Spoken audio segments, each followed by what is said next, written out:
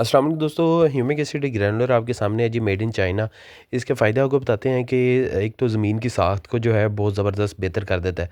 फिर इसके अलावा ये जड़ों को भी मज़बूत करता है, जड़ों के फलाव को बेहतर करता है। फिर इसके अलावा क्लोरोफिल का जो अमल है वो इसके इस्तेमाल की वजह से तेज़ हो जाता है और ख़ुराक बनाने का जो अमल है वो भी तेज़ हो जाता है।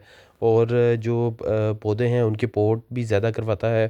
पोट ज़्यादा करवाने की वजह से जो फल और जितने भी फूल हैं उनकी सेहत भी बड़ी ज़बरदस्त बनती है। 8 किलो जो है फ़ी एकड़ के हिसाब से इसका इस्तेमाल किया जाता है। ये 25 किलो की पैकिंग में इम्पोर्ट होता है जी चाइना से।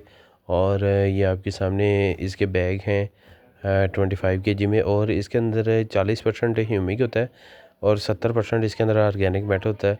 और जो है यानी ऑर्गेनिक मैटर का भी काम करता है, और जो है वो ह्यूमिक एसिड का भी काम करता है। ये ज़मीन के लिए बहुत ही ज़बरदस्त प्रोडक्ट है जी।